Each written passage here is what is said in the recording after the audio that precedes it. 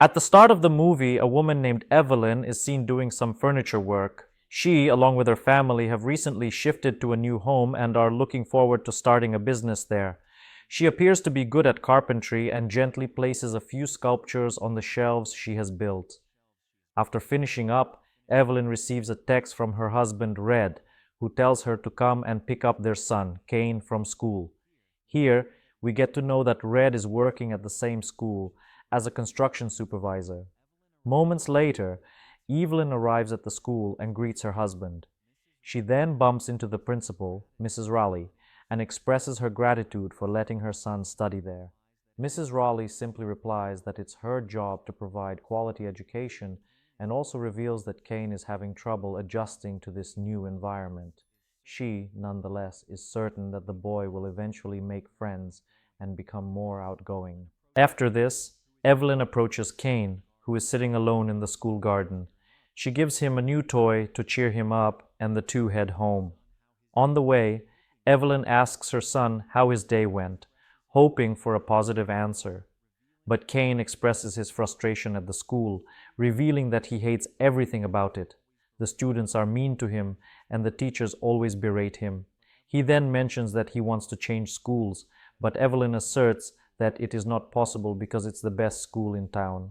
She instead consoles her son, saying that he will eventually make new friends and become a good student. The next day at home, Evelyn is on a call with her mother when suddenly the doorbell rings. She opens the door and finds her mute psychic friend Uriah outside. Evelyn quickly greets him and welcomes him inside her new house. Wasting no time, the psychic starts investigating the place and makes some strange comments. He then takes out some cards and begins predicting Evelyn's future.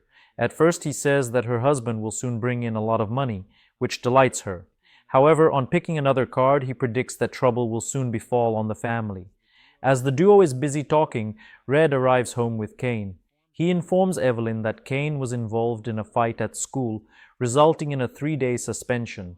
He then talks to her privately and questions her methods of bringing a psychic at their house. However, Evelyn mentions that she simply wants Uriah to bless the house. After the conversation, Evelyn requests Uriah to come back next week for the blessing, which he obliges. Later at night, the concerned couple talk about their son's problems. Red mentions that the principal is growing tired of Kane's shenanigans, and if he doesn't stop, he will be expelled indefinitely. Following this, the duo enters Kane's room and informs him that he has been grounded for 2 weeks. During this time, he won't be able to watch TV or play games, and if he's caught fighting again at school, he will be grounded for an entire year. Hearing this, the boy becomes sad, but his expression quickly changes when Evelyn says that they will be going for a hike in the woods the next day. The next morning, an excited Kane gets dressed up early and wakes his parents. The three of them then head into the woods and enjoy a wonderful family time. As they go deeper, Red suddenly stops his wife and hands her an envelope which contains a URL for her new business venture. This makes Evelyn excited, and she thanks her husband for his kind gesture. Just then, the couple notices that their son has gone missing. Scared, they immediately start looking for him, and after a while find him standing in front of a weird-looking door. The door is standing upright without any support and is tied with some chains and bolts. Kane is staring at it curiously, and it appears he's really drawn to that door. The parents, meanwhile, are confused as to how this door appeared in the middle of the woods, but despite the fact that it looks very suspicious, Evelyn suggests taking it home for renovation. Being a carpenter, she has a fascination for woodcraft and antiques, so she aims to restore or even redesign it for their house. Red is skeptical at first as the door looks very shady and may contain insects, but when Evelyn keeps on insisting, he agrees. The couple then loads it into their truck and brings it back home.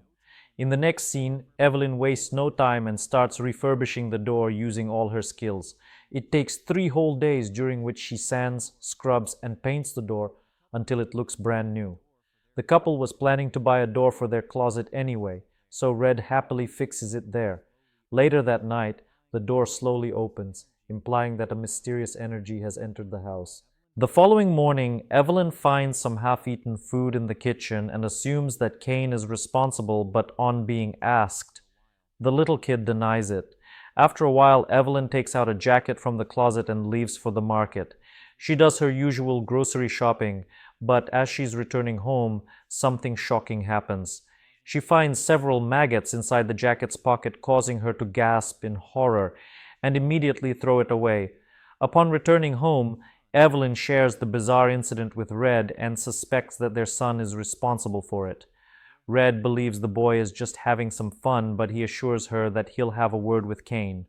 After this, Evelyn heads to the kitchen to get something, but there, she notices a girl standing.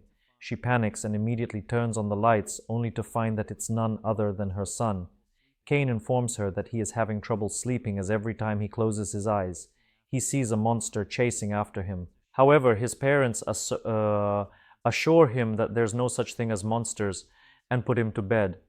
Evelyn even sings him a lullaby until he finally falls asleep. As she leaves the room, a hand shockingly emerges from the closet and tries to grab Evelyn, but she abruptly closes the door. The next morning, Uriah arrives at the house and immediately senses something amiss. He informs Evelyn that an evil spirit has entered the house and that it has to be cleansed immediately. With this, he starts blessing the whole place with salt and smoke. When Uriah approaches the closet, he notices the red door and asks Evelyn where she got it from. She casually reveals that they found it in the woods and brought it home to restore it. Upon hearing this, a worried Uriah asserts that the door holds dark energy and it must be removed at once. As the two are busy cleansing the house, the lights suddenly begin to flicker on its own. This indicates that the evil has started to take control. A worried Uriah then departs, but not before warning Evelyn to be careful with the things she brings into the house. Later, on his wife's insistence, Red tries to remove the door, but the screws just won't come off. He thus assures Evelyn that he will get rid of the door during the weekend when he's free. The next day, Evelyn visits the town's library and asks the librarian about any strange occurrences in the town. The librarian reveals that there have been some unsolved mysteries which involve several missing children. Curious, Evelyn goes through the missing children article and discovers that the last case occurred 20 years ago. She also finds out that the last missing girl's name is Maggie Bradford, and that the vanishing stopped after she went missing. Later that night, Evelyn informs her husband about her discovery, but Red dismisses her, claiming that there is nothing to worry about. He also believes that she is being influenced by the weird Uriah and tells her to find another hobby. The next morning, when the couple wakes up, they are shocked to find that the paint on the door has peeled off. Evelyn had just painted it a few days ago, yet it has disintegrated without any probable cause. This finally makes Red realize that there's something wrong with the door. Later, as Evelyn is alone at home, busy with her chores, a haunted girl freely roams the house. Evelyn doesn't notice her at first, but when the mysterious girl enters the closet, she goes to check the sound. She cautiously opens the door, only to find nothing inside. As Evelyn breathes a sigh of relief, she gets a message from Red informing her to come to the school immediately. At school, the principal informs the couple that Kane was involved in yet another fight, and now she has no choice but to expel him. This leaves Evelyn distraught, and she's starting to realize that something is really wrong with Kane. At night, the concerned couple discusses their troubled son, and Red comes up with an idea to take Kane along with him to work so that he can learn about teamwork and trust. As planned, the father-son duo departs for work the next morning, leaving Evelyn alone. As she is working, she comes across some of the news articles of the missing children. With renewed curiosity, she then decides to visit Mrs. Bradford, the mother of Maggie, who was the last child that went missing 20 years ago. The old woman is shocked when Evelyn tells her that she found the creepy door in the woods and brought it home.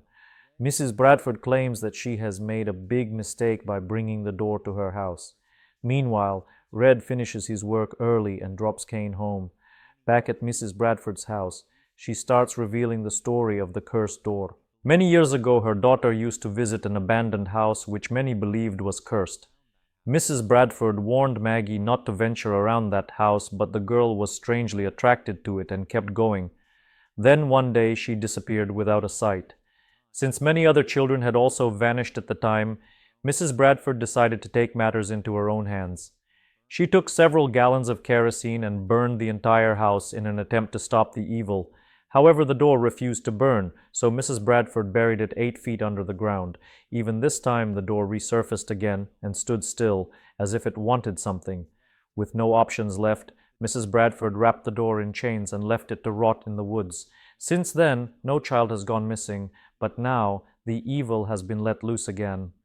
Just then, Evelyn receives a text from her husband, who informs her that he has just dropped Kane at the house. Frightened, she immediately dashes home, and Red also arrives at the same time. The couple then barges inside, but it's too late, as the evil has already taken their son. Soon after, the authorities arrive, but they can do nothing more than note down the details. In the next scene, a desperate Evelyn invites Uriah at the house, who mentions that they might still have a chance to get their son back. However, they must hurry, or else Kane will become a part of the underworld forever. He then instructs Red to take the door back to where it came from so that they can perform a ritual and bargain with the spirit that has captured Kane. Desperate to get their son back, Red grabs a sledgehammer and finally takes it off. Later, the trio arrive at the exact spot where the door was found. Wasting no time, Uriah starts the ritual and tries to summon the spirit. After a while, he manages to contact the gatekeeper, Empusa, and requests that she grant a meeting with her master. At first, Empusa refuses, claiming that her master is busy with the children. However, when Uriah mentions that Kane's parents are willing to make a bargain, she agrees to the meeting. Just then, the entire place goes pitch dark, and when Urian lights a lantern, they see several ghost-like children standing right in front of them. Soon after, the children disappear and the door opens. Although scared, Evelyn, Red, and Uriah step in through the doorway and come face to face with the evil spirit. With this, the negotiations begin. Evelyn and Red immediately offer themselves to the spirit, but the latter refuses, claiming that he only likes to capture children. He also says that he thrives off the fear of children and that Kane is his favorite possession. Then, the devil asks the couple if they are willing to make others suffer to get their son back, to which they agree. With this, the devil whips out a contract with several terms and conditions. As soon as the couple signs it, Kane emerges from the underworld and the family is finally reunited. However, Uriah warns the parents that they must fulfill their part of the deal, or else they will suffer the consequences. He also reveals that he will be fleeing the town and that they should do the same. The next day, Evelyn and Kane pack their belongings and leave the place. Meanwhile, Red decides to stay for a few days, as he has some unfinished business. He then starts refurbishing the evil door and fixes it somewhere in the school.